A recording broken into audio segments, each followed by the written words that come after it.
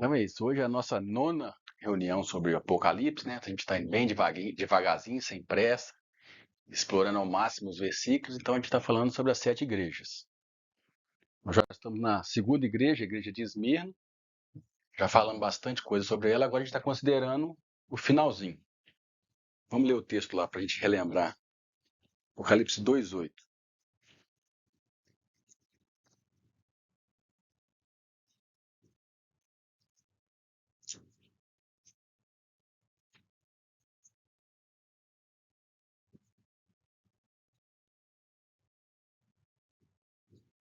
Ao anjo da igreja em Esmirna escreve: Isto diz o primeiro e o último, que foi morto e reviveu.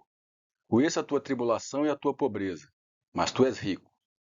E a blasfêmia dos que dizem ser judeus, e não são, porém são sinagoga de Satanás. Não temos o que hás de padecer. Eis que o diabo está para lançar alguns de vós na prisão, para que sejais provados, e tereis uma tribulação de 10 dias. Sê fiel até a morte, e dar-te-ei a coroa da vida. Quem tem ouvidos, ouça o que o Espírito diz às igrejas. O que vencer, de modo algum sofrerá o dano da segunda morte. Então nós começamos a considerar semana passada esse último pedaço aí. Ao que vencer, sofrerá o dano da segunda morte. Que é um versículo, esse mais alguns outros que nós começamos a ver semana passada, que às vezes dá nó na cabeça de muita gente, porque, então, primeira interpretação rápida é que perde a salvação, nós começamos a ver que não. Aqui só sofre o dano, prejuízo, não a segunda morte. Porque ao que vencer, então, é condicional. Quem não vencer, está sujeito a esse prejuízo, dano da segunda morte. Aí nós vimos sobre o que é a segunda morte, que a segunda morte é o lago de fogo. A gente viu o contexto de onde surgiu esse, que era o vale que existia em Jerusalém, né, o lixão de Jerusalém, que ficava fora dos muros, que existia fisicamente, tem uma contrapartida espiritual. E que o lago de fogo, além de ser um lugar, é uma condição. Que quem está nesse lago de fogo está fora da presença e da influência de Deus.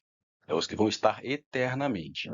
O cristão que não vencer está sujeito a esse prejuízo de estar longe de Deus durante um tempo que nós estamos vendo aqui devagarinho. Então, isso que nós começamos a falar semana passada. Então, nós pegamos alguns versículos no Novo Testamento que está ligado ao dano da segunda morte. Vários textos que a gente falou, começamos a falar, então vamos falar hoje, tem a ver com o mesmo tema, só que dito de outra maneira. Vamos lá, nós falamos de 1 Coríntios 3:12 a 15, eu vou relembrar aqui, que fala que alguns, o fundamento está posto, e alguns edificam a obra sobre ouro, prata e pedras preciosas, outros sobre madeira, feno e palha, que o fogo prova qualquer obra de cada um. O que permanecer, o ouro, a prata preciosa, o ouro, a prata e as pedras preciosas, e esse receberá galardão, prêmio, recompensa. O que não permanecer diante do fogo sofrerá perda ou sofrerá dano.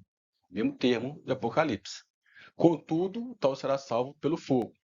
Então não é questão de perder a salvação. Não se perde. Perde o prêmio, o galardão. Então, mesmo tema. Então o dano aqui é perder o prêmio. Depois nós vimos que quando é que vai ser avaliada essa obra? Essa obra de ouro, prata, pedra preciosa, madeira, fino, palha. Essa obra é o que, como o fundamento foi colocado, que é Jesus. Nós recebemos, estamos sobre esse fundamento. É como que nós lidamos com a vida cristã a partir do fundamento. O que você fez da salvação que foi te dada? É o início da jornada. Então, tem 2 tipos de cristãos aqui. E o que não tem valor vai ser recompensado no tribunal de Cristo. Lá fala que cada um sofrerá o bem ou o mal que ter feito pelo corpo. Então, você vai receber recompensa, que é o bem, ou o mal. O mal lá é o dano da segunda morte, é o prejuízo. E vai ser quando Jesus voltar, que nós vimos ali, que quando ele vier na sua glória, ele vai retribuir a cada um. Foi o que foi feito. Lidando com filhos. Nós vimos também que isso é explicado lá na parábola dos servos. O servo que é mau vai receber muitos ou poucos açoites. Esses açoites é para disciplina. O tema aqui é disciplina. Então, só relembrando, nós falamos aqui. Fala que o servo que sabia o que devia fazer e não fez, receberá muitos açoites. Agora, o que não sabia não fiz porque não sabia, receberá poucos açoites. Então tem uma gradação também nessa disciplina de Deus quando ele vier. Isso tudo tem a ver com o dano da segunda morte. O dano, por que sofreu dano? Porque é mau, e o mau servo tem que ser açoitado, disciplinado. Então agora vamos pegar outros textos que tem a ver com esse tema. A gente parou aqui. Então vamos lá em Mateus 5, de 21 a 26. Nós falamos bastante dele no outro tema que a gente teve aqui antes do Apocalipse, mas que vai também nos ajudar a entender aí o que é esse dano da segunda morte.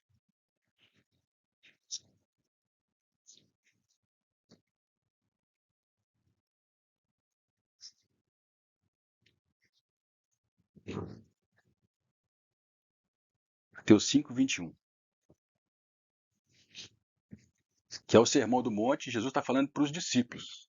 O Sermão do Monte é para discípulos. Ouviste o que foi dito aos antigos: não matarás. Quem matar será réu de juízo. Eu, porém, vos digo: aquele que se para o seu irmão será réu de juízo. E fica réu diante do Sinédrio. Se ele disser tolo, ou poré no original, será réu do fogo do inferno, ou réu do lago de fogo, da geena de fogo.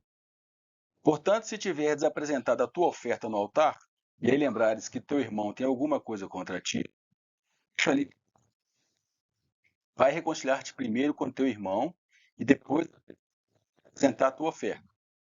Concilia-te depressa com o teu adversário, enquanto está no caminho com ele, para que não aconteça que o adversário, ou o meirinho, dependendo da versão aí, te entregue ao guarda, ao meirinho, e sejas lançado na prisão. Em verdade te digo que de maneira nenhuma dali, quanto não pagares o último centavo. Então eu vou resumir aí, a gente já teve um estudo sobre esse tema, porque eu lembro que o pastor Greg falava muito desse texto na hora da oferta, né? Mas vamos resumir aqui. Ó. Aqui está falando no versículo 22, 3 tipos de desavença que a gente pode ter com o irmão, e tem 3 tipos de juízo para com o irmão. Primeiro fala, aquele que se irá contra o seu irmão está sujeito a juízo. Esse primeiro juízo tem a ver com aquilo que está escrito em Mateus 18, que nós vamos ler daqui a pouco. Se o seu irmão tem alguma coisa contra ti, chama um. Se ele não aceitar, chama 2. Se ele não chamar, chama o grupo maior, a liderança. Você irá, é um nível de desavença com o irmão, mas pode ter um outro nível. Ele fala que se você disser ao seu irmão, será réu de sinédrio. O raca aqui tem a ver com quando você tem uma ira com o seu irmão, você conserta. Aqui é indiferença, desprezo para com o irmão. Aí ele leva o nível de juízo de Deus para com os crentes. O sinédrio era um tribunal de judeus físico. Mas aqui não está falando de um tribunal físico. Por quê? Um tribunal físico não tem jeito de julgar meu coração. Então existe um tribunal celestial, um tribunal de Deus, que avalia esse tipo de... Nós já estudamos isso com mais detalhes. Que avalia as relações uns com os outros. Então você está sujeito a um tribunal celestial dependendo da sua relação com o seu irmão. Quando você tem desprezo por ele. E o último aqui é quando você fala... o que ele está falando é de ser seu irmão tolo. Será réu do fogo do inferno, ou da geena de fogo. Aí é quando você tem ódio por seu irmão. Igual como diz o irmão Daniel, falou aqui é a mesma coisa quando Moisés falou com os judeus rebeldes. Quer dizer assim, vocês são igual o diabo, merecem o mesmo destino do diabo. Aqui é desejar o mal para o irmão mesmo. Aqui é um tipo de rancor, você vê que é agradável. Primeiro tipo são as desavenças. Depois eu sou indiferente, eu desprezo o meu irmão. O outro eu desejo mesmo, eu julgo ele tem que ser condenado igual o diabo. E esse, se eu tiver isso no meu coração e morrer com isso, eu estou sujeito à geena de fogo. É o que está escrito aí. Eu vou ficar lá no inferno para sempre. Não, você está sujeito. E no último versículo fala que é temporário. Que aí dá uma advertência. Se você está com um desses 3 sentimentos, fala assim, no versículo 25. Concilia-te depressa com o teu adversário enquanto está no caminho com ele. Conserta com seu irmão enquanto você está vivo. A vida é para isso. Para que não aconteça que o adversário te entregue ao guarda, ao meirinho, e seja lançado na prisão. Em verdade te digo que de maneira nenhuma sairás dali. Então um dia vai sair. enquanto não pagares o último centil. Então, esse texto fala de dívida, das relações uns com os outros. Então, Deus leva muito sério nossas relações uns com os outros. A gente pode irar, pode desprezar ou pode desejar mal para o irmão. Estamos sujeitos a isso, mas conserta antes que você seja levado um dia diante do tribunal. E se Deus lá no dia do tribunal vê que seu coração, você morreu assim, você está sujeito à geena de fogo.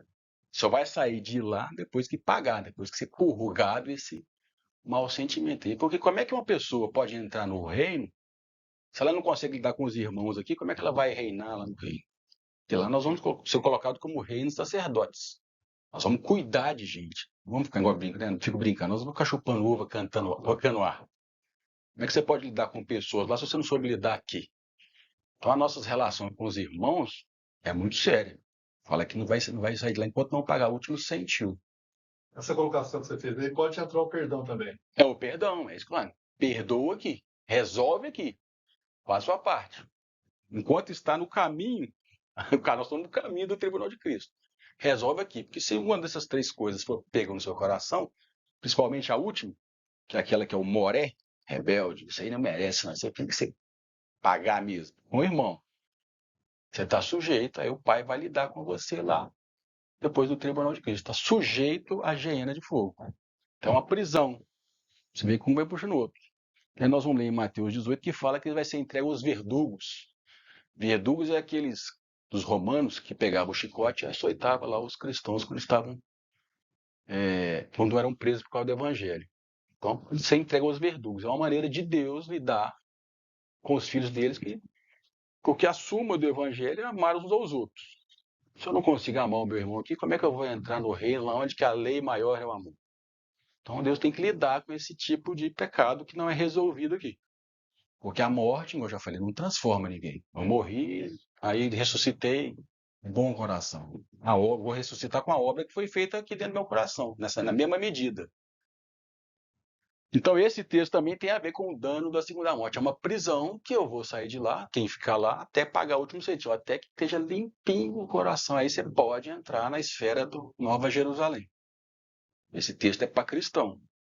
Eu falei, tem três níveis de desavença com os irmãos. Um resolve aqui entre nós, o outro, o tribunal, Deus lá resolve. Às vezes, por isso que às vezes a Bíblia fala no texto da ceia, que há muitos fracos e doentes, porque é um julgamento, que não discerne o corpo de Cristo. Nós falamos, discernir o corpo de Cristo é eu ter o sentimento, a consciência que eu estou no meio do povo de Deus, que é meus irmãos e filho do Pai.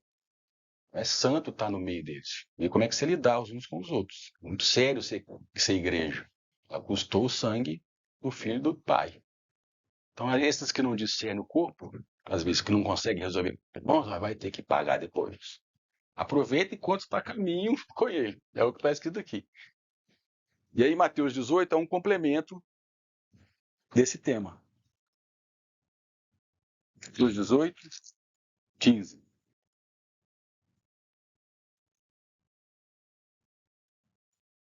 E Jesus conta uma parábola justamente para falar sobre o perdão que você falou, Marcos.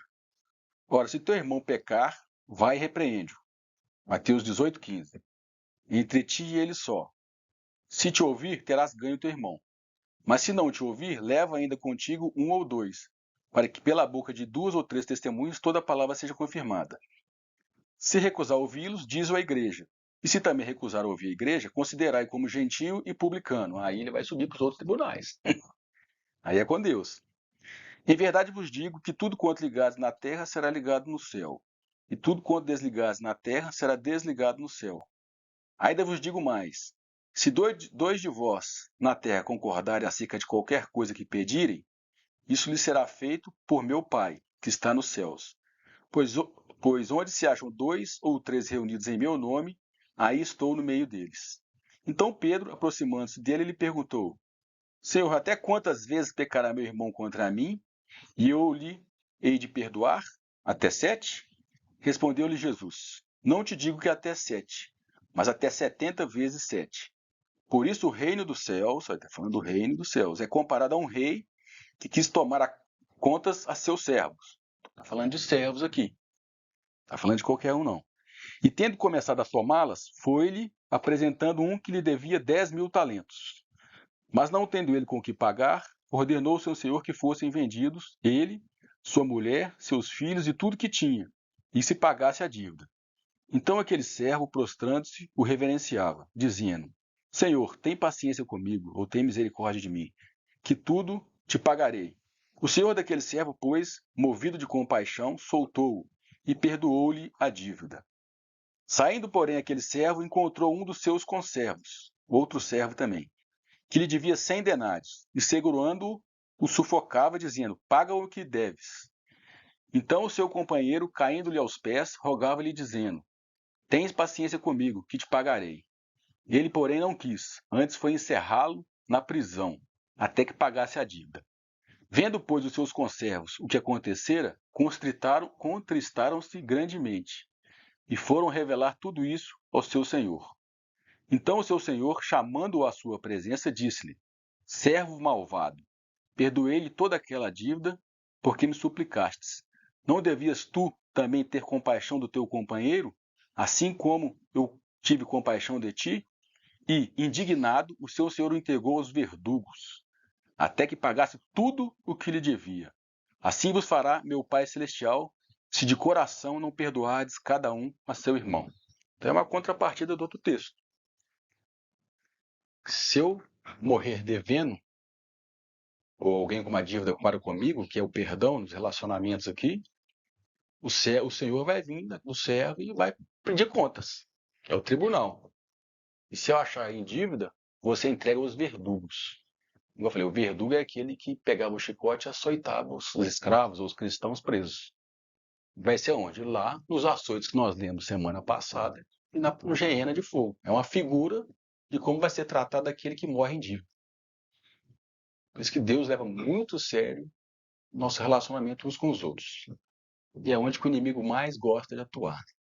De haver desavença. E é difícil, não tem como eu não ter problemas uns com os outros, mas tem que ser consertado. É aí que, nas nossas relações, que é provada a nossa maturidade. Conhecer é muito bom, é o caminho, mas não é o fim em si mesmo. A maturidade espiritual ela é atestada nas nossas relações uns com os outros. Uns com os outros. Porque é aí que eu vou expressar o fim da lei, que é o amor. O objetivo da lei da palavra é o amor, mas na expressão daí. Começa dentro de casa e vai ampliando, né? Mas próximo que é o mais difícil, aí vai ampliando até chegar na igreja e até chegar com os lá de fora. Mas esse texto aqui está falando entre os irmãos. Então fala de uma prisão, da dívida e dos verdugos. Esses que morrem em dívida sofrerão o dano, o prejuízo da segunda morte. Por quê? Porque tem que ser paga, tem que ser limpo esse coração, como a gente falou lá. Então eu estou em todos os textos no mesmo tema. Jesus falou do dano da segunda morte nesses dois textos aí, só que não falou nesse tema, falou em outro. Então, qual é o motivo que eu posso ficar fora do reino ou não ser um vencedor? Minha relação com meus irmãos. Beleza? O que eu vou falar? Então, vencer, aquele que vencer. Eu me apego nesse versículo, vencer. Nós olhamos para nós, nós somos incapazes. Né? Por exemplo, Deus nos colocou em Jesus, aí nós somos vencedores. Mas se ele não estiver agora em nós, nós não venceremos. Ele precisa estar em nós. Agora, como é que ele. Deus me colocou nele, mas como é que eu vou fazer para que ele esteja em mim? Que é a justiça comunicada. A justiça imputada é a comunicada. Pelo obedecer do dia a dia, é que Jesus vai estar em você. E esse Jesus em você é que vai te levar você a ser o vencedor. Se você não tem isso, você pode ir no monte, pode ir na igreja, pode ir na corrente, pode ir na escola, pode ser muito isso. Mas você não vai conseguir vencer, você não será um vencedor. Só será vencedor, por isso que Paulo fala, feliz, porque de novo se traduz de fato, até que Cristo seja formado em nós. Então, mas como é que ele pode formar em mim? Né, gente? Aí é a causa do problema. Jesus disse, aquele que me ama guardará minha palavra, pela obediência. Veremos e faremos dele morada. Essa morada é o Cristo em vós, que é o resultado das obras de fé, né? Mas às vezes nós somos muito viciados em fazer obras sem fé. Fazer muita coisa, mas isso aí não acrescenta o Cristo em mim.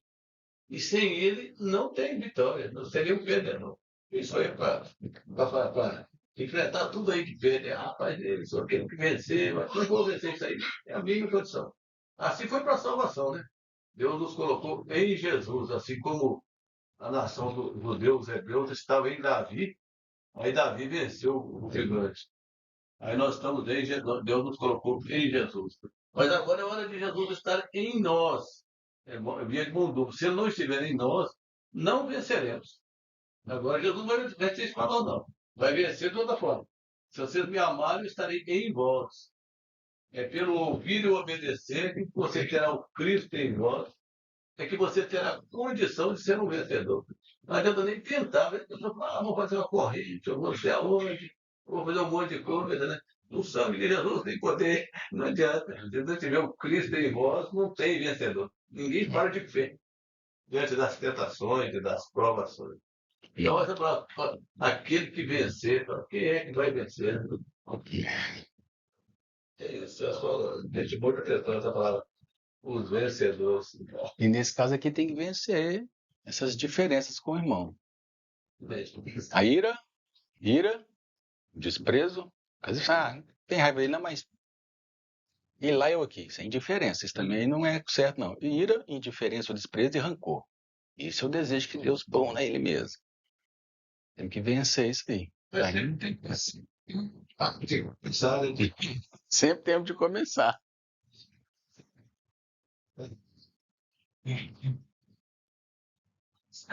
Não pode misturar, porque fala lá, se possível, tem de paz com todos. Beleza, às vezes tem uns que você tem mais diferença, mas e o coração? Nossa, ainda bem que eu não tenho paz com aquele, não é ver. Deus tem um julgamento de coração, ele pode tentar nos enganar. Mas o coração tem que. Ele vai sondar e vai.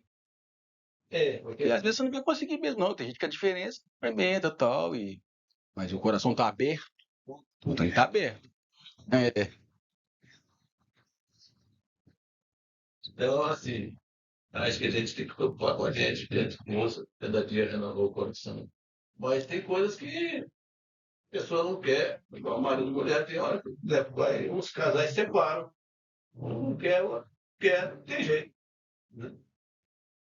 Além que a gente estudou esse texto aí com mais detalhe, hoje eu resumi, né? Você lembra? Mas é só porque tem a ver com o tema. Um dos motivos aí da. É muito pessoal isso aí. Mas é um alerta aí para os discípulos. Porque se isso aqui não está resolvido, qualquer outra coisa que você sabe, que você está fazendo, não tem problema. O principal é a convivência com o irmão. Esse que é a igreja. Então vamos para o próximo texto. Tem a ver com Mateus 8.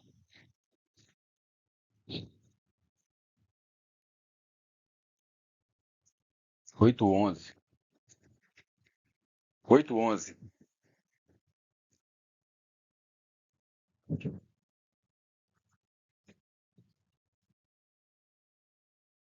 Jesus falou assim para os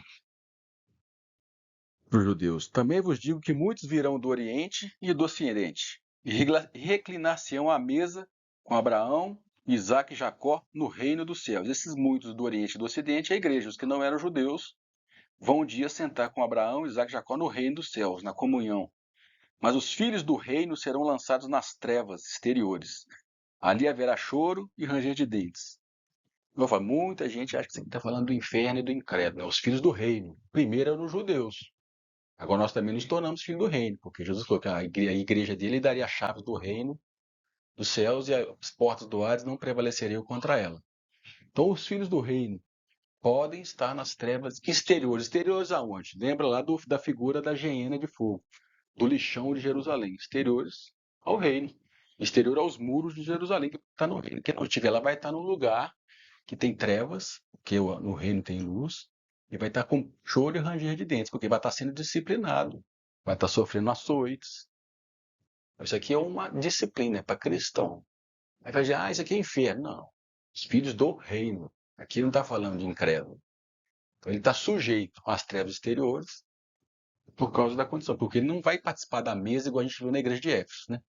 Que aquele que vencer comerá no paraíso de Deus, do pão no paraíso de Deus. Sentar à mesa é lugar de comunhão, de gente íntima. E quem não está nessa mesa íntima de comunhão vai sofrer esses trevas exteriores, que não é o inferno e a hiena de fogo. A gente liga isso automaticamente, porque, igual eu falei, nós somos fruto da igreja de Sardes, da reforma, que porque a salvação é pela graça, resumiu-se tudo isso. Eu vou para o céu ou eu não vou para o inferno. E aí Jesus fala, nós vamos chegar na igreja de Sardes, ainda fala, que as tuas obras não são íntegras ou completas diante de mim. Tem nome que vive, mas está morto. Eu sempre falo, a reforma foi uma inspiração do Espírito Santo, mas foi incompleta. O homem entrou ali, misturou com política, chuziou as denominações que a gente conhece hoje, e nós estacionamos na reforma. E o Senhor Jesus nos salva pela graça e pronto. Não, salva pela graça, nós temos que tornar uma noiva, temos um reino, se eu não estiver apto a esse reino, vai ter uma disciplina. E Deus vai restaurar essa mensagem, que já está restaurando, porque ele falou em Mateus 24 que o evangelho do reino será pregado, então virá o fim. O evangelho do reino é um detalhe diferente. É tudo um evangelho só, mas vai ser dada uma ênfase quando Jesus estiver próximo. Existe uma próxima era antes de ir para o céu. A gente já falou isso aqui, eu só estou relembrando. Agora Mateus 24. É o evangelho que mais fala sobre o reino. 24, 45.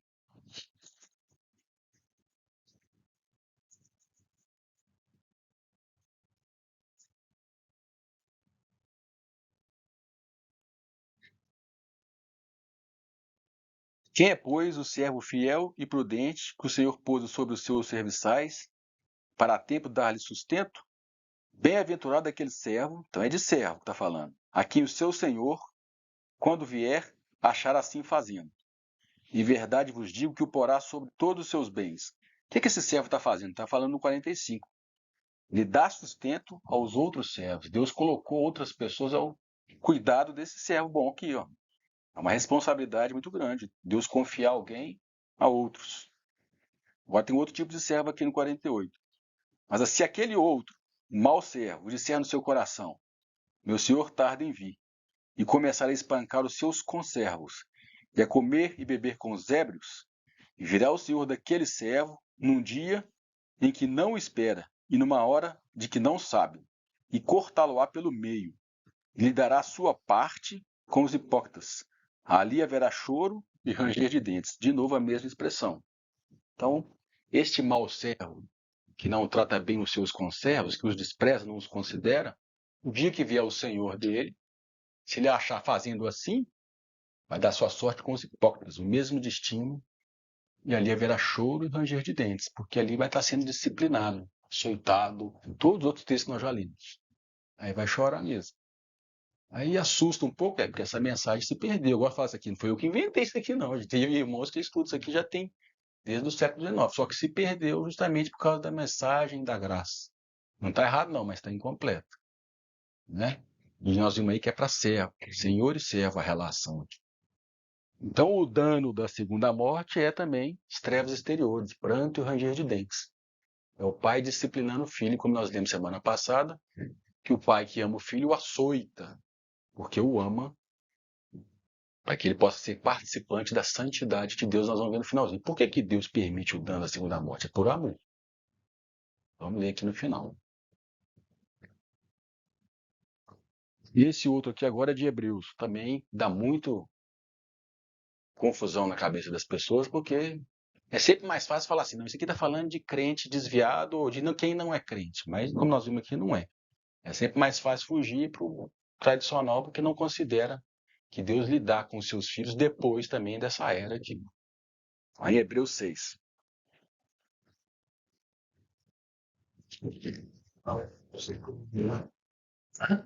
O ciclone. Hebreus 6, 1.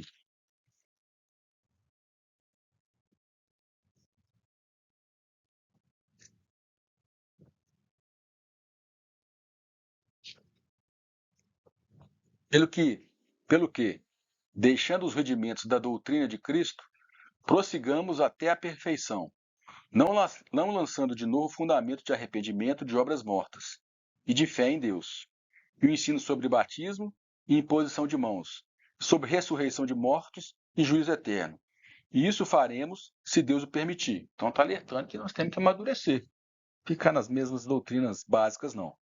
Aí faz a advertência aqui. Porque é impossível que os que uma vez foram iluminados e provaram o dom celestial e se fizeram participantes do Espírito Santo e provaram a boa palavra de Deus e os poderes da era vindoura, o mundo aí é era.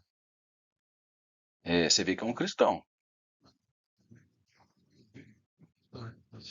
do século vindouro. E depois caíram, sejam outra vez renovados para arrependimento. Então é impossível que depois disso tudo, e depois caíram, sejam outra vez renovados para arrependimento. Visto que, quanto a eles, estão crucificando de novo o Filho de Deus e o expondo ao vitupério. Pois a terra que embebebe a chuva, que cai muitas vezes sobre ela, e produz erva proveitosa para aqueles por quem é lavrada, recebe a bênção da parte de Deus. Mas se produz espinhos e abrolhos, é rejeitada ou é reprovada, e perto está da maldição. O seu fim é ser queimada. Então, um cristão que experimentou tudo isso aqui que está falando no versículo 5, versículo 4 e 5, e cai, é impossível ele ser renovado por arrependimento. Porque ele já experimentou tudo. Ele recai, faça tudo aquilo que ele foi revelado, transformado. Não tem mais o que fazer, não. Tem como outra conversão. O que faz por isso, então? Só resta ser queimado. E a figura aqui do ser queimado é de terreno, que depois que recebe chuva e não produz fruto, é igual o agricultor. Quando o agricultor tem um terreno lá e fica nascendo mato, nascendo espinho, o que ele faz? Ele põe fogo para queimar aquilo, que aquela terra esteja preparada para dar fruto.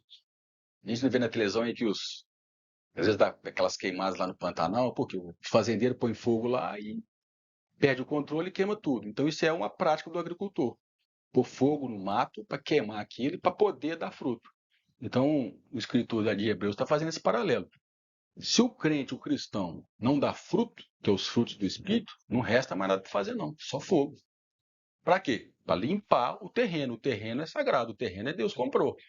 Então tem que pôr fogo por causa do terreno, tem que tirar as ervas daninhas, que pode ser o problema com o meu irmão, pode ser uma obra feita, uma vida cristã de feno, madeira e palha. Então só resta fogo. Ser queimado aqui não é o fogo do inferno, é a limpeza. Queimada, incêndio. Incêndio é um negócio descontrolado.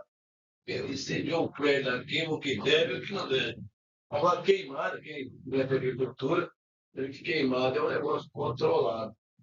Vai queimar até fora, né? No que precisa ser queimado. Agora, incêndio é diferente. Incêndio é um negócio descontrolado. Queima o que deve e o que não deve. Quem fala, pode falar. Na prática, assim, eu não entendi muito bem, não. O 5, né? E provaram a boa palavra de Deus e escolheram e caíram. O que seria esse cair? Se desviar?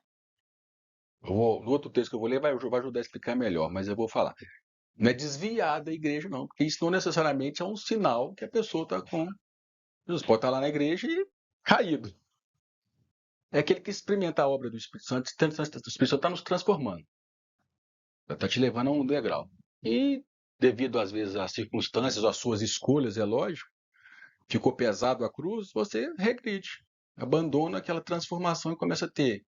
É indiferente à palavra, ao Espírito Santo, ao irmão, e vive uma vida como se não fosse transformado. Mas você nasceu de novo um dia. Mas é um filho rebelde. Você perdeu o alvo, perdeu a comunhão com o Espírito Santo e vive como se nunca tivesse sido salvo. Eu expliquei semana passada. Não mudar, não arrepender. Ela pode não mudar por fraqueza. Paulo falou que existe uma lei em nós. Aquilo que eu quero, eu não consigo. Aquilo que eu não quero, eu faço. Isso é uma coisa, mas tem por rebeldia. Essa aí que não tem jeito. Deus às vezes nos põe um caminho. Você tem que ir lá e consertar com o irmão. Você tem que ir lá e tomar essa atitude. E você vai postergando para aquilo, vai custar caro, vai custar meu orgulho, minha razão, meus sentimentos. E aí você vai resistindo tanto, você fica cauterizado. Não sente mais nada. Essa é a pior condição que o cristão pode chegar. Eles vão me ler mais para frente. A esses que é insensível ao Espírito Santo, aquele que nos convence, que nos transforma. Esse só resta ser queimado. Porque vai morrer do jeito que for. Até interromper a obra do Espírito Santo em nós. É igual o povo no deserto. Ele sai do Egito e tinha que chegar em Canaã. Eu sempre falo isso aqui. Deu 2 anos de caminhada, chegaram diante da montanha dos amorreus. Números capítulo 13 e 14. É um texto que me assusta. E chegou lá e eles falaram, não, aí tem gigante, vamos voltar para o Egito. Você vê como é que não perde a salvação? Porque Deus não deixou eles voltarem. Não. Deus só falou com eles, vocês vão ficar nesse deserto aí. E durante 38 anos eles ficaram rodeando até que todos foram mortos. Então eles resistiram. O que levava eles a Canaã? A nuvem, que era a figura do Espírito Santo. E a nuvem falou, tem que avançar e tirar os gigantes. Só que os gigantes da nossa alma hoje, às vezes, é difícil de vencer. Às vezes o perdão, às vezes sentimentos, emoções, razões. E se eu não passo por isso, aí não resta mais nada, só resta o fogo. Então é não progredir na vida cristã. Aquilo que o Espírito Santo está te revelando. Às vezes ele te revela a mim, porque senão eu fico me comparando, às vezes, com Paulo, então eu não vou ser aprovado nunca. Mas cada um tem uma caminhada. Deus está falando com cada um no seu tempo, no limite, na intensidade que precisa. Então o cair aqui não é um pecado, não. Mas eu pequei por fraqueza. Então não estou pedindo. Aqui esse pecado deliberado. Essa resistência deliberada àquilo que o Espírito Santo te orientou. Nós vamos ler aqui em Hebreus 10. É deliberado. Não vou mais não. Até aqui. Falar, Ismael? Você está falando aí, as pessoas, elas falam que realmente o crente perde a salvação usando esse versículo. Falo, Mas, na verdade, o que nós estamos vendo aqui é que o cristão, o crente, e aquele que nasceu de novo, ele não perde a salvação. Nós vamos ser tratados realmente essa questão da segunda morte. Né? Na era vindoura. Não é questão do lago de fogo, julgamento, trono branco, e acabado. Mas é a questão da gente ser tratado, né? Para que a gente possa chegar à estatura do varão perfeito, até que todos cheguemos lá. Então, eu creio que os vencedores, né? Os vencedores serão tratados mesmo. E para ser vencedor, né? Nós precisamos de ter a infusão do Espírito Santo, para nos levar a convencer do pecado, da justiça, do juízo. Porque se o Espírito também não me convencer, eu não faço nada, eu não consigo. Né? Não consigo fazer nada. Se eu vou odiar o irmão, vou brigar com o irmão, né? A convivência é terrível, né? E a gente vê que se o Espírito não falar conosco, né? E a Bíblia fala num versículo que eu acho fantástico, é que aquele que se uniu, né, ao Senhor se fez um espírito com ele.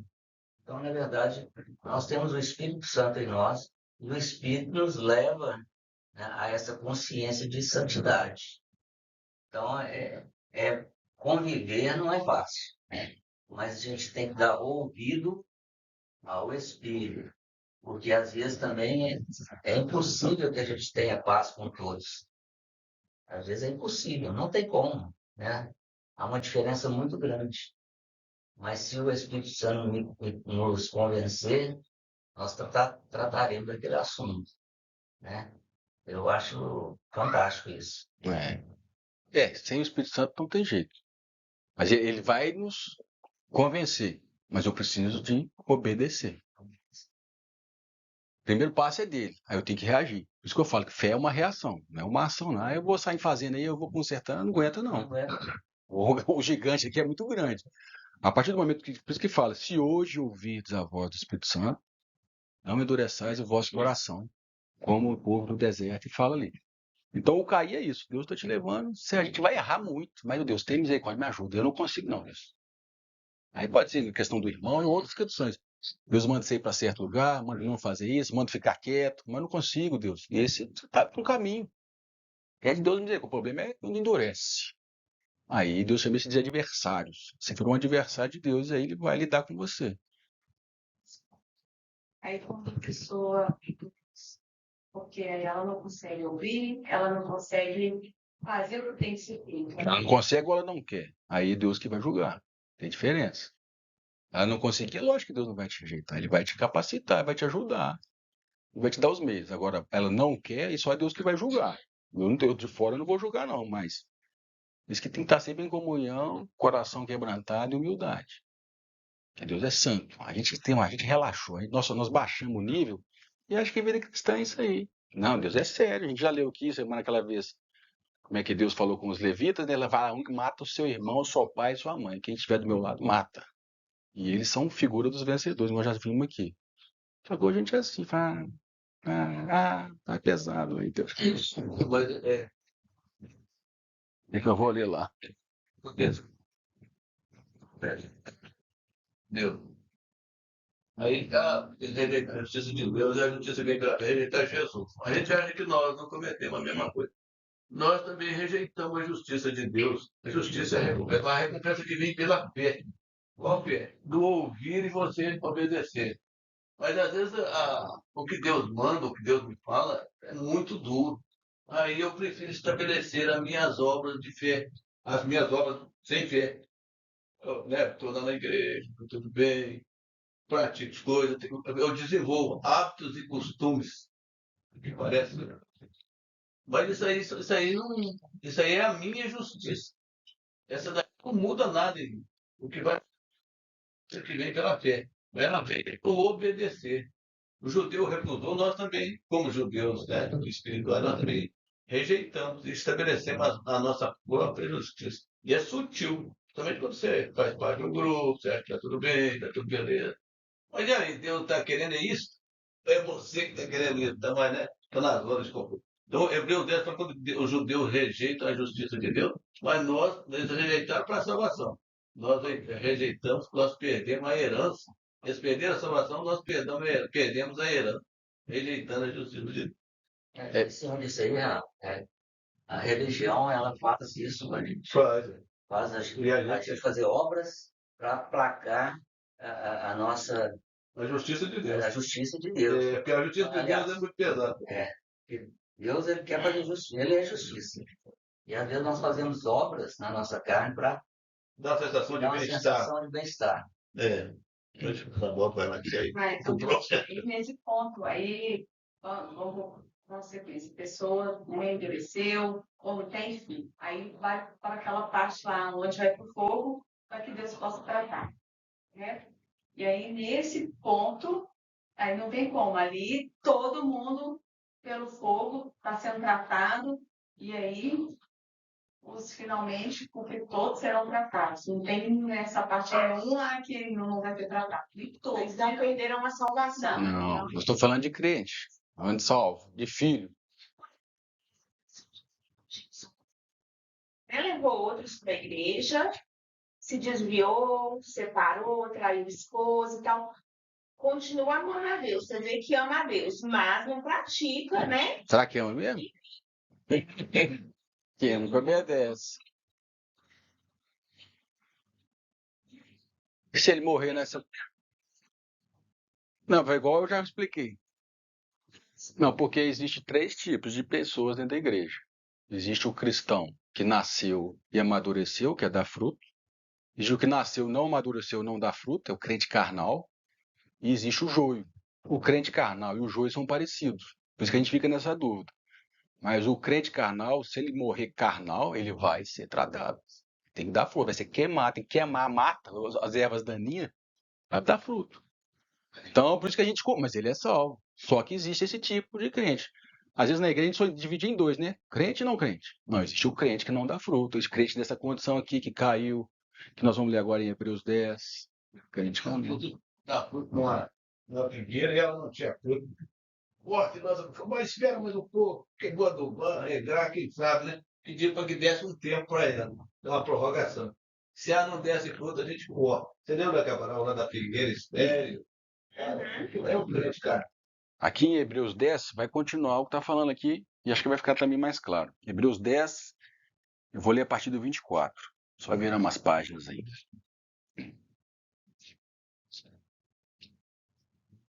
E consideremos-nos uns aos outros, para nos estimularmos ao amor e às boas obras, Não abandonando a nossa congregação. Congregação é reunião. É a igreja lá no endereço lá não. Que tem gente que usa esse termo aqui, se você não estiver na igreja lá, você está fora. Igreja não é só lá não, aqui também é. Qualquer onde tiver 2 ou 3 reunidos no meu nome, estarei no meio da igreja.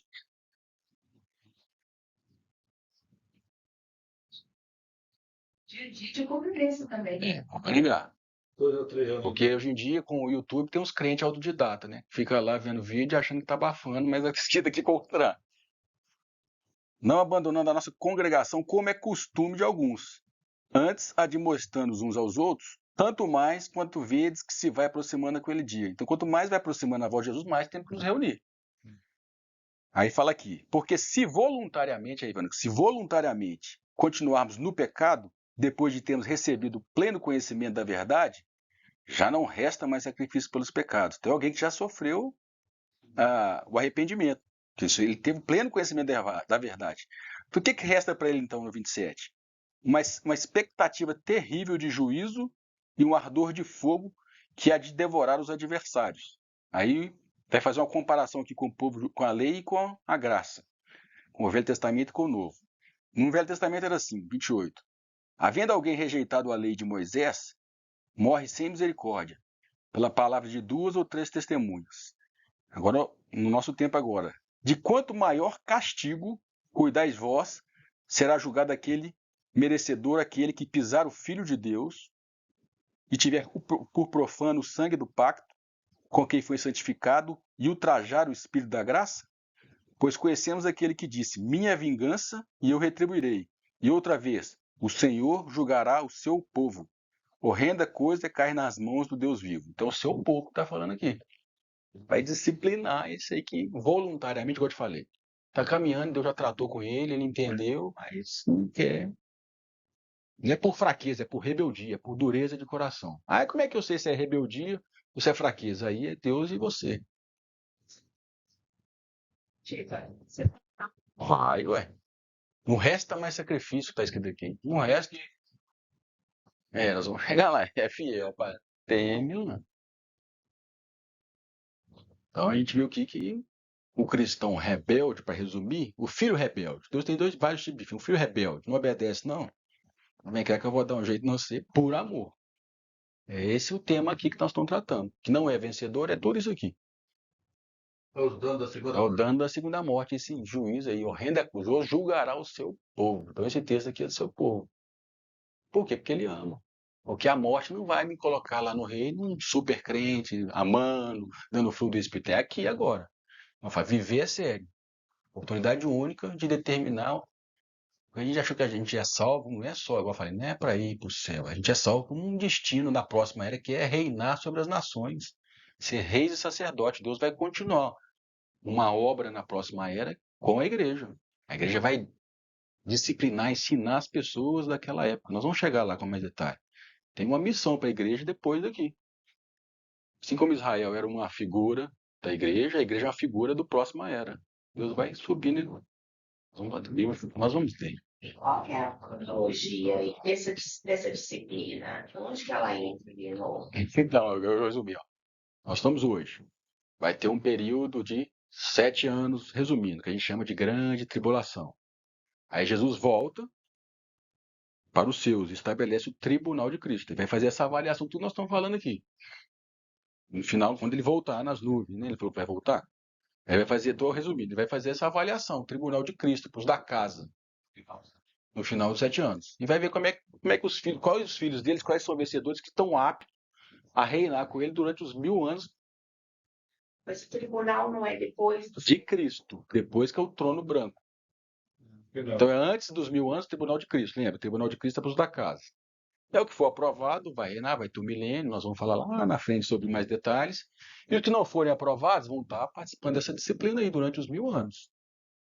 Aí acabou os 1000 anos, aí vai ter o trono branco. Está lá em Apocalipse 21.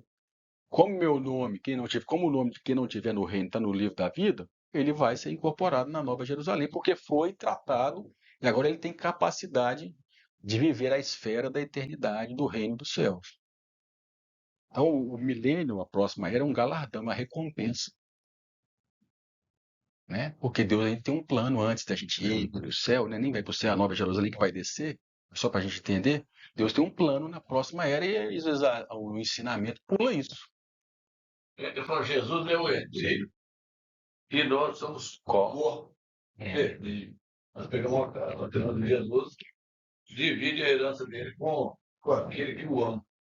E quem o ama é aquele que guarda os meus mandamentos. Agora, qual o mandamento? O adventista do sétimo dia só o bem. Mandamento pode ser 1 milhão na sua vida. O que ele fala com você? Não fala comigo. Você ir embora agora, você não vive, você vive. É coisa muito íntima, esse negócio de mandamento. E João 15, eu vou resumir aqui, porque depois a gente toma. João 15 fala que aquele que está em Jesus e não dá fruto, a vara que está em mim e não dá fruto, ele é lançado fora para ser queimada. É o mesmo que está dizendo aqui. Por que tem que ser queimada? Porque o terreno não dá fruto no coração. Tem muita erva daninha, tem muito espinho e abrolho. Foi o que Deus falou lá no Jardim do Éden, né? Que até todas aqui, cardos e espinhos, aqui o meu cardos e espinhos aqui é pecado, é carne, é meu ego. Então tem que queimar o terreno para que ele dê fruto. É que está escrito lá em João 15, o famoso João 15 lá. E o dar fruto lá não é ganhar alma para Jesus, não, né? As pessoas acham que gostam de usar esse texto aí. Aquele que está em mim, é Jesus que está em mim, é o agricultor, para que vades e deis fruto. Aí fica contando quantas almas você ganhou para Jesus. Tem nada disso na Bíblia. Isso aqui não é um comércio. Jesus está por um vendedor buscando novos adeptos. O fruto ali é fruto do Espírito. Se você der os frutos do Espírito, pode ter certeza que muita gente vai converter. E aí a gente fica com essa cobrança, né? Quantas almas você ganhou para Jesus? Ó, Deus vai cobrar o sangue dele, o seu, né? Usa um texto lá de Ezequiel, que não tem nada a ver com salvação, que é um chamado de Ezequiel como profeta, e põe esse peso na gente. Nós temos que sair igual vendedor aí, convencendo os outros para pôr gente para dentro do céu. Lá em Atos fala que o Espírito Santo é que acrescentava aqueles que se juntavam a ele. Vai usar a gente. O que eu tenho que preocupar é a minha comunhão com o Espírito Santo. Se eu andar assim com o Espírito Santo, não precisa nem te falar aqui. Mas usa muito esse texto. Você está dando fruto, irmão? Depois gente dentro da igreja, não é isso que está escrito lá, não. Não tem lugar nenhum na Bíblia que fala que dar fruto é ganhar alma para Jesus, esse termo, né? Dar fruto aqui é fruto do Espírito. Essa é a imagem e semelhança de Jesus, é até a natureza dele. Se você tem, igual a igreja primitiva tem, aí você ganha muita alma para Jesus. Agora vamos ler lá Marcos 9. Tem um texto, tem um versículo ali que é interessante também. 9:42.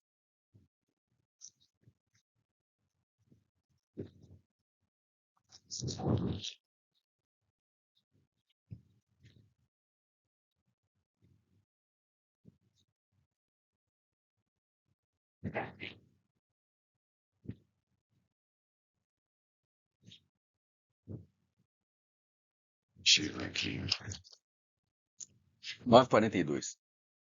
Mas qualquer que fizer tropeçar um desses pequeninos que creem em mim, melhor lhe foram que se lhe pendurassem ao pescoço uma pedra de moinho, que fosse lançado no mar. E se a tua mão te fizer tropeçar, corta, porque é melhor entrares na vida aleijado do que tendo das duas mãos ires para o inferno, para a geena de fogo. Para o fogo que nunca se apaga, onde o seu verme não morre e o fogo não se apaga. Que era igual o lixão de Jerusalém. Lá tinha muito verme comendo lá os cadáveres e o fogo não apagava, não.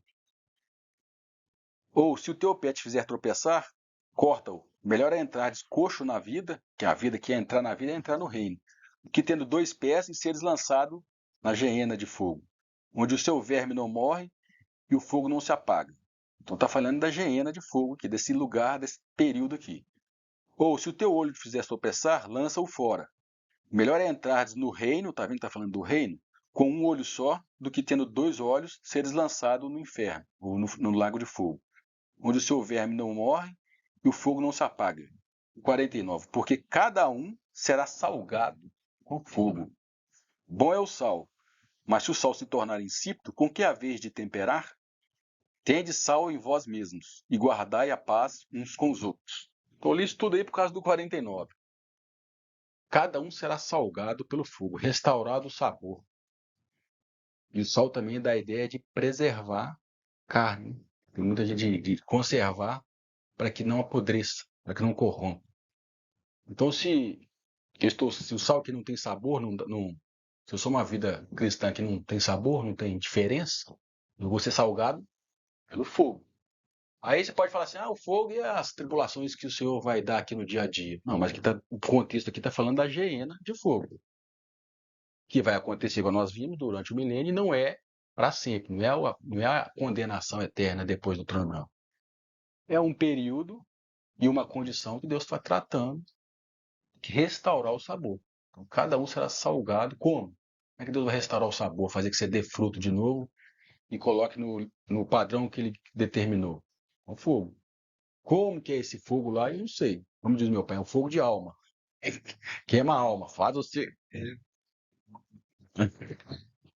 Convidado. Pagar o fogo. Pagar o fogo. E o último texto dessa. Posso ler Pode? uma nota na minha Bíblia? Claro. Fogo refinador.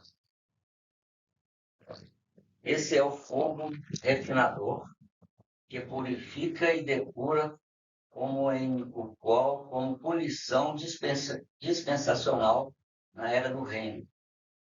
Irá depurar os crentes que cometem pecados e são impenitentes nesta era. Mesmo nessa era, Deus depura os crentes por meio de provações, como que pelo fogo. A punição dispensacional por meio do fogo, na era vindoura, segue o mesmo princípio do castigo de Deus nesta era por meio dos sofrimentos como que pelo fogo. Então, esse fogo refinador, ele realmente é para limpar, Limpar. e é para na dispensação. Essa Que- dispensação é na outra. Na outra. Porque o que está nos limpando hoje é a água. Palavra do Espírito Santo. Se não está limpando, então nós vamos ter que usar outro meio para limpar, que é o fogo. É o que Deus faz conosco.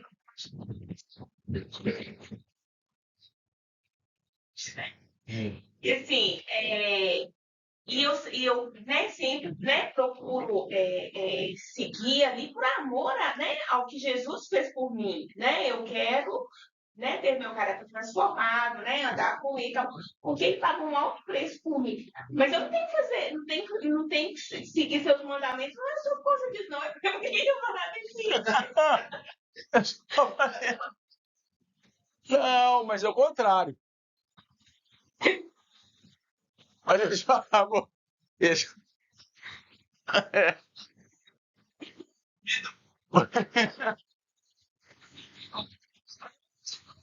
Agora. Mas igual eu te falei,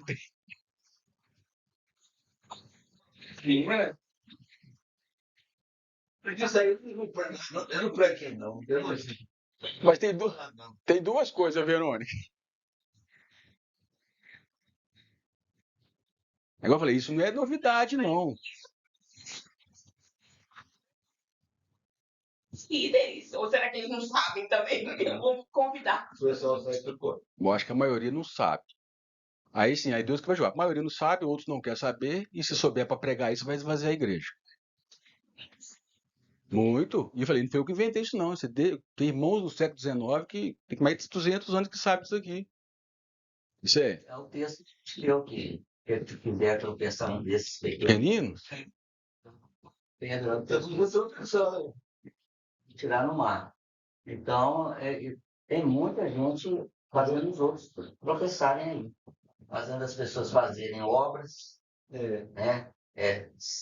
Dando um cargo na igreja para eles terem uma proeminência e deixando essas pessoas todas embaraçadas. Tá todas elas assim, cegas, né? Achando que está fazendo para Deus, mas na verdade está fazendo para o homem ou obras da carne. Então não há essa conectividade com o espírito. É mais aquela ansiedade de fazer do que não fazer, no caso. Às vezes Deus não quer que você faça nada, mas às vezes nós fazemos porque gostamos de fazer. Nós visitamos, vamos no hospital visitar porque eu gosto de lá, entendeu? Tem muita pela coisa sensação lá. de bem-estar. E aí eu saio de lá feliz, entendeu? Meu ego fica bem, eu fiz uma oração e tal, a pessoa foi curada, sim, tudo bem. Mas será que Deus realmente te enviou para isso? Então, assim, é muito sério essa comunhão com o Espírito, entendeu? Então, e não é fácil.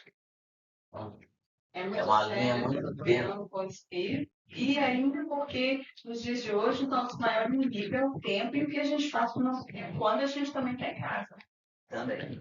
Aí o que você falou aí, Verônica, primeiro eu lembrei aqui, né, que Paulo falou um pouquinho antes de morrer com Timóteo, que nos últimos dias não suportarão a sã doutrina, mas com coceira nos ouvidos procurarão doutores ou mestres conforme seus próprios desejos.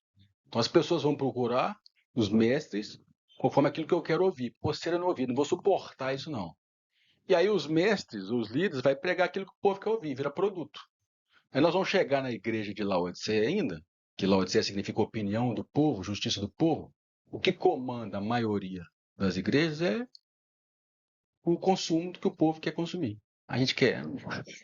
Eu quero muita música, muito entretenimento, uma palavra de ânimo. A igreja virou um lugar agora de melhorar a autoestima, né?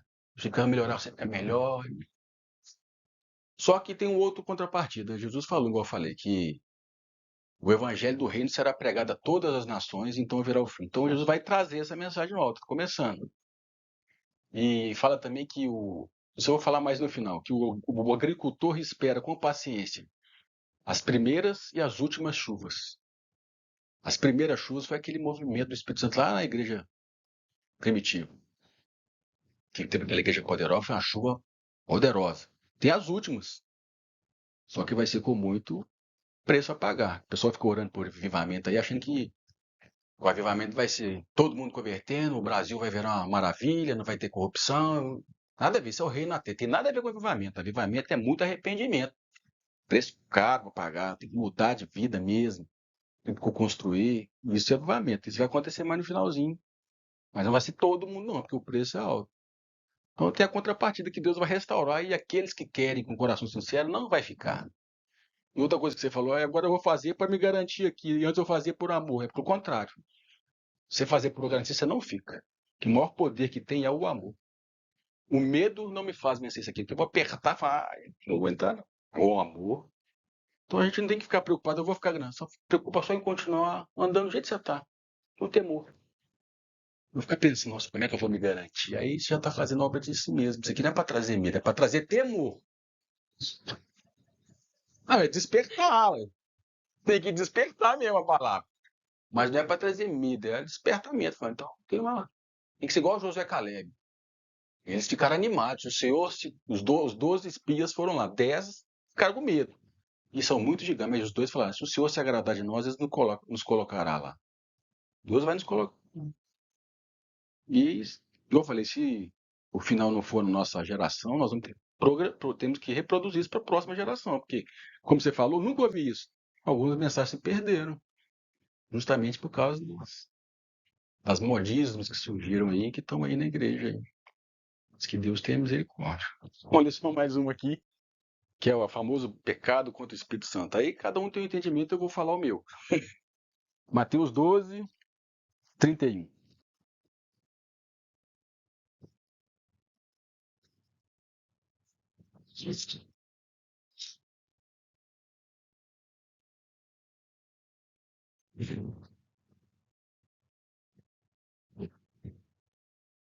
Que os principais dos sacerdotes lá, os judeus, falaram que Jesus estava expulsando demônio por meio de Beelzebul, de outro demônio. Então ele estava rejeitando o que o Espírito Santo estava fazendo através de Jesus. Aí Jesus falou assim no 31. Portanto vos digo, todo pecado e blasfêmia se perdoará aos homens. Mas a blasfêmia contra o Espírito Santo não será perdoada. Se alguém disser alguma palavra contra o Filho do Homem, isso lhe será perdoado. Mas se alguém falar contra o Espírito Santo, não lhe será perdoado, nem neste mundo, nem no mundo vindouro. Então existe um perdão também da era vindoura. E o que é pecar contra o Espírito Santo, na minha visão? Tem gente que fala assim, eu falei uma coisa contra o Espírito Santo. Se for, se eu ter que ficar vigiando que eu vou falar o tempo todo, pecar contra o Espírito Santo é justamente o que a gente está conversando. Eu resistir à obra dele. E por que não tem perdão? Porque ele é o único que pode me levar ao arrependimento. E se eu não arrependo, não tem como perdoar. Não é porque Deus não quer perdoar, é porque não tem arrependimento. Aí, como não tem perdão na era vindoura, por que não tem perdão na era vindoura? Porque eu não arrependi, então eu não posso participar da era vindoura. Agora, pecar contra Jesus é estar na condição do mundo. As pessoas estão contra Jesus, mas se eu reconhecer, eu tenho perdão. Agora entra o Espírito Santo. Agora, se eu resistir a essa obra, se eu não der fruto, se o terreno for ruim, não tem mais, igual nós lemos em Hebreus, não tem mais, não resta mais sacrifício. Só uma expectativa de juízo e ardor de fogo. Então, o pecar contra o Espírito Santo é chegar nesse nível de cauterização, de rebeldia contra a obra dele em nossas vidas. Foi o que aconteceu com o povo judeu lá no deserto. Resistiram e Deus falou, basta, vocês vão ficar nesse deserto até morrer, porque vai entrar os vossos filhos. Mas essa parte que fala que será perdoado nem nesse século e nem no vindouro. O vindouro é o milênio, não vai participar do milênio. O povo vai Não vai ser perdoado porque ele não vai participar do milênio, entendeu? vai- Não, ele não, não, no milênio ele não vai participar, entendeu? Quer dizer que existe um perdão para a era vindoura, mas como ele não foi tratado pelo Espírito Santo, não tem como, ele não arrepende, como a gente leu em Hebreus, está juntando os textos. Não resta mais sacrifício. Mesmo que é uma condição muito triste que a pessoa chega. O Isaú, para que não achou lugar para arrependimento, ainda que com lágrimas que ele buscou. Porque ele chorava, mas você não consegue se arrepender. Era a história do Isaú. Que ainda com lágrimas ele buscou aqui, mas não conseguia se arrepender, não conseguiu, não achou lugar para se arrepender.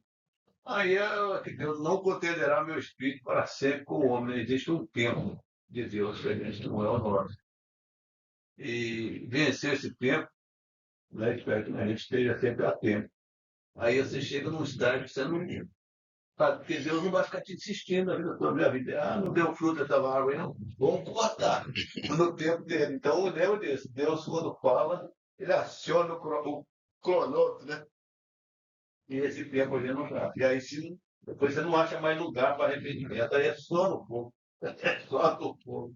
Mas tem gente que chega, gente é dura, tem gente dura. Às vezes o preço é caro. Eu tenho que pedir perdão pro meu irmão, mas foi ele que me machucou. Isso é difícil. E outras coisas, né? Nossa, mas eu. Tá, pode dar um exemplo. Nossa, mas eu entrei nesse emprego e tenho uma carreira profissional, mas eu não te mandei para ele. Vida cristã, né? Então, mas é pro seu bem, como diz meu pai, um preço você vai pagar. Às vezes a gente acha que o preço mais caro, mais barato, é o não fazer a vontade de Deus, dar um jeitinho. O de Deus sempre o preço, entre aspas, é mais barato. O preço tem que pagar, não tem jeito de ficar de graça, não.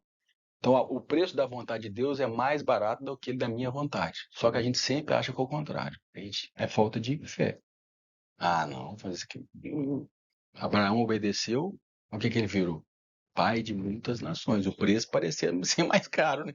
Você te imagina.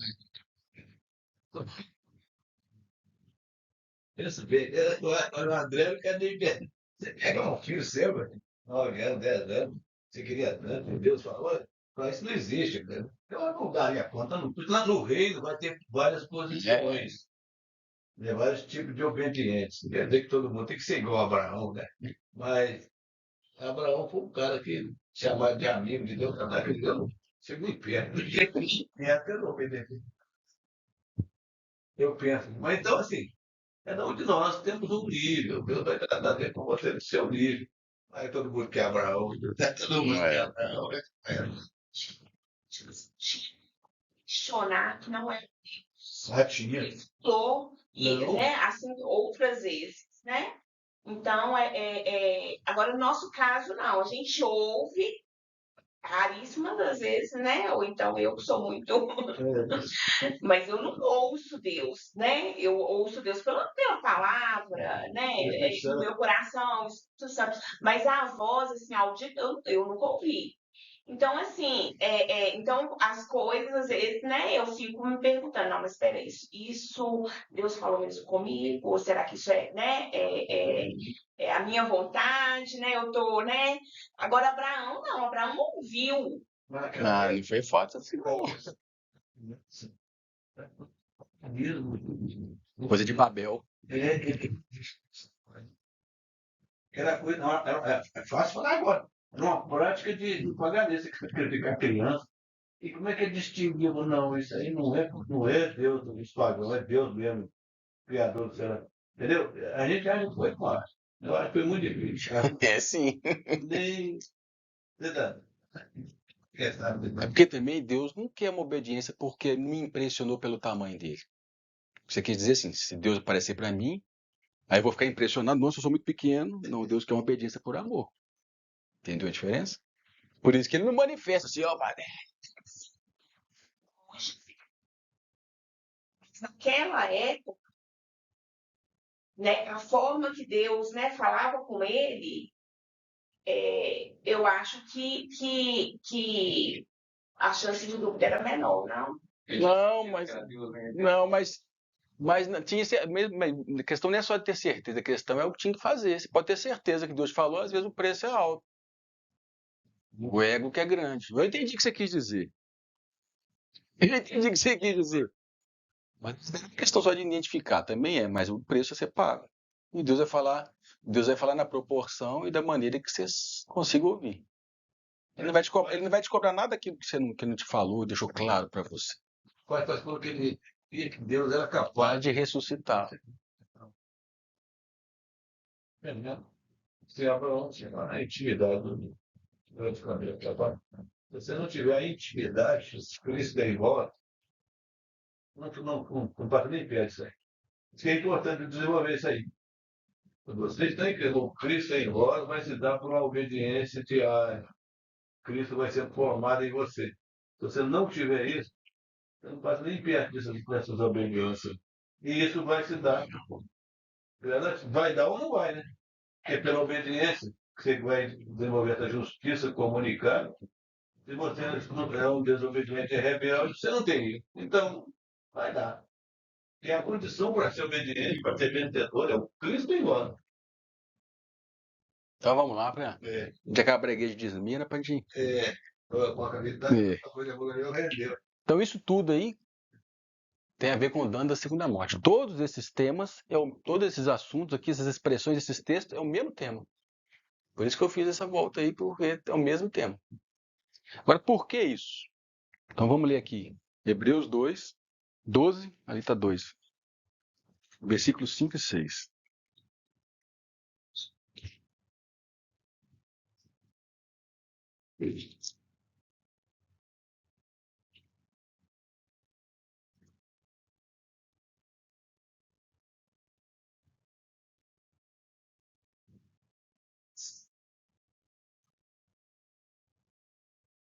Doze, 5. E já vos esqueceste da exortação que vos admoesta como a filhos. Filho meu, não desprezes a correção do Senhor, nem te desanimes quando por eles és repreendido. Pois o Senhor corrige ao que o ama, e açoita todo o que recebe por filho. É para a disciplina que sofreis. Deus vos trata como a filhos. Pois qual é o filho a quem o pai não corrija? Mas se estáis sem disciplina, da qual todos têm se tornado participantes, sois então bastardos e não filhos. No versículo 10. Pois aqueles por pouco tempo nos corrigiam como bem lhes parecia, os pais físicos. Mas este, o Pai Celestial, para nosso proveito, para sermos participantes da sua santidade. É por isso que existe isso tudo aqui. É por amor, para a gente ser participante da santidade, da natureza de Deus. Por que Deus faz isso aqui? Por isso, para participar do que Ele é. Por amor. Então isso não é porque Deus está bravo, está com raiva, é por amor. E por quê? Tem um objetivo, tem que ser da mesma natureza. A noiva tem que ser da mesma natureza do noivo. Tem que corresponder, igual a Eva tinha que corresponder a Adão. Falei, uma ajudadora que me corresponda. A noiva de Cristo está sendo tirada do corpo. Tem que ser igual o noivo para eles poderem andar junto e reinar. Vamos falar no milênio e na nova Jerusalém. É por amor e para que eu me torne participante da santidade. Agora, Filipenses 1,6.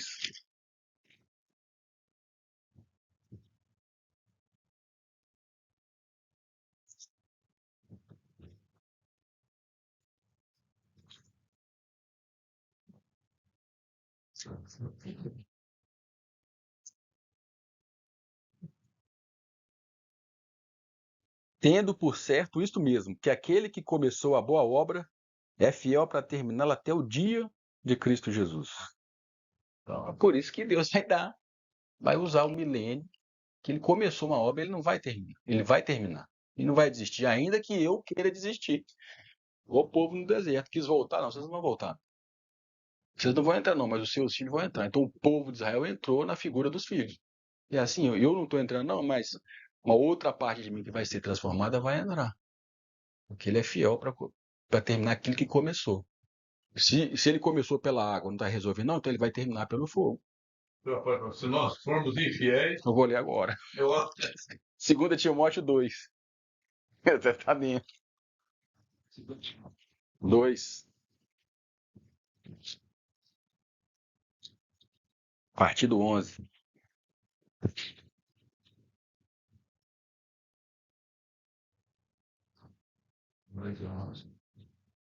Fiel é esta palavra. Se, pois, já morremos com ele, também com ele viveremos. Isso é fiel. Se perseverarmos, com ele também reinaremos. Não é vida eterna, não. Se o negarmos, também ele nos negará. Se somos infiéis, ele permanece fiel, porque não pode negar-se a si mesmo. Parece que o 13 e o 12 são contraditórios. Mas se eu negar, ele me nega. Mas se eu sou infiel, ele permanece fiel. Porque o negar aqui está querendo dizer em relação ao reino. Se eu negar a obra, como é que eu nego Jesus? A obra do Espírito Santo em mim, tudo que nós já lemos aqui. Então ele vai me negar diante do Pai. Por que ele vai me negar? Porque não tem condições de entrar no reino. Questão de condições espiritual. Mas eu fui infiel, mas ele vai permanecer fiel. Foi o que a gente leu lá em Filipenses. Como ele vai permanecer fiel, ele vai me tratar, me fazer participante da santidade da natureza dele por meio do fogo. E mais um motivo, porque ele nos disciplina em 1 Coríntios 11, 32. Por que existe o dano da segunda mão?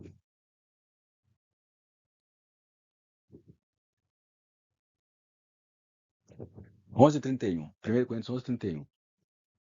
Mas, se nós julgássemos a nós mesmos, não seríamos julgados.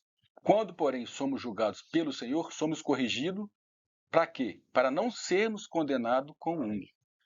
Então, ele nos corrige agora e nos corrige também no milênio. Para que, quando chegar o trono branco, eu não seja condenado. Para que não haja condenação com o mundo. Amém. Então, qual que é o... É por amor e porque Deus é fiel, que existe isso tudo ali.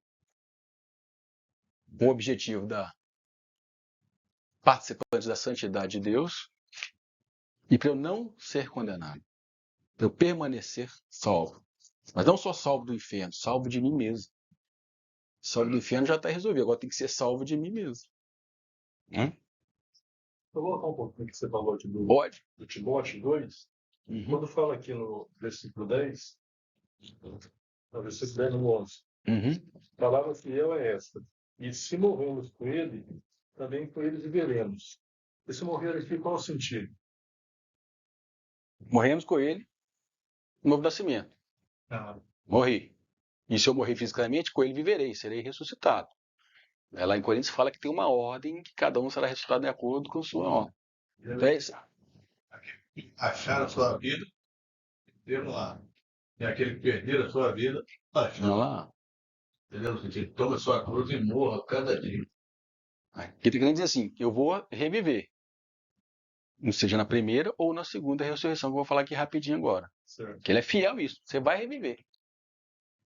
Então, todos esses temas que eu falei aqui estão ligados. O dano da segunda morte, ser salvo pelo fogo, receber o mal, que é o açoite, no tribunal de Cristo, que é estar preso na geena, onde tem as trevas exteriores e haverá choro e ranger de dentes.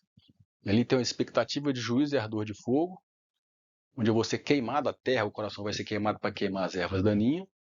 Vou ser salgado pelo fogo e vou perdão na era vindoura. Tudo isso é a disciplina do Filho de Deus durante o reino milenar.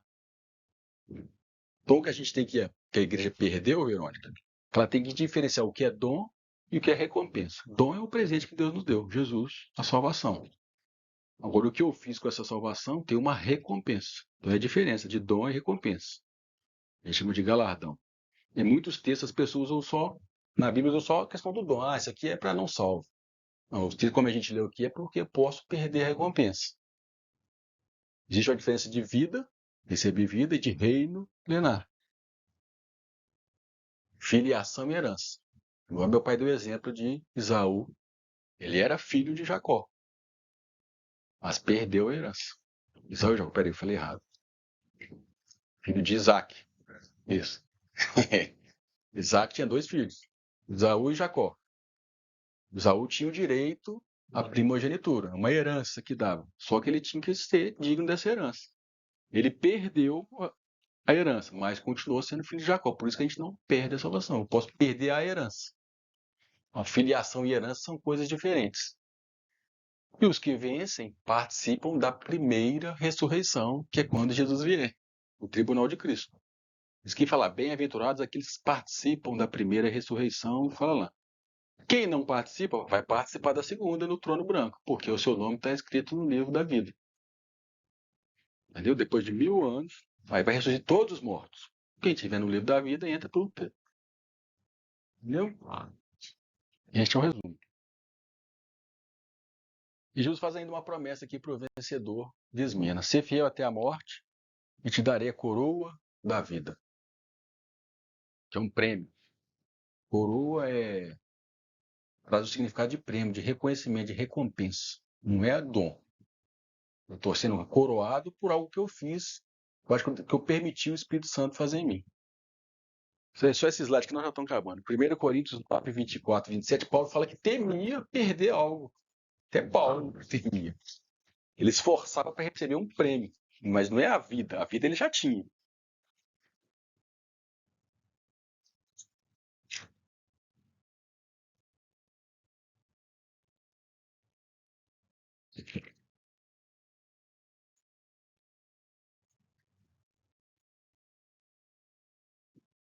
Ele fala assim: não sabeis vós os que correm no estádio?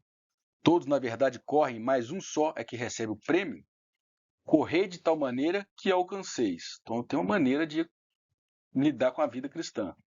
E todo aquele que luta exerce domínio próprio em todas as coisas. Ora, eles o fazem para alcançar uma coroa corruptível. Nós, porém, uma incorruptível. Pois eu assim corro, não como indeciso. Assim combato, não como combatendo no ar. Antes, subjugo meu corpo e o reduzo à submissão, para que depois de pregar aos outros, eu mesmo não venha ficar reprovado. Porque ele queria essa coroa incorruptível. Paulo não está falando que está com medo de perder a salvação. Ele mesmo escreveu em Romanos que nada nos separará do amor de Cristo, mas ele está falando do prêmio, da coroa incorruptível, que é no reino.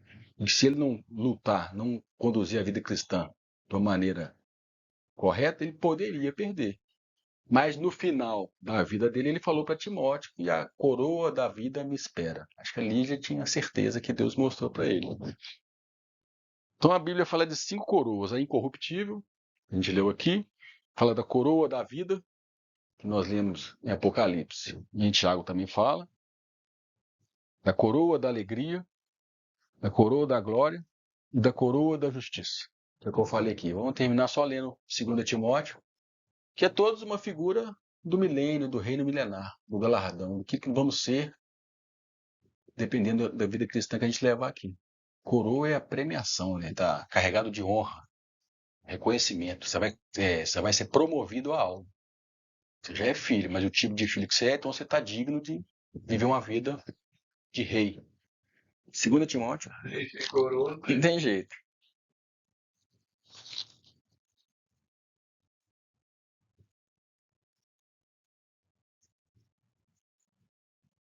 Segundo Timóteo 4.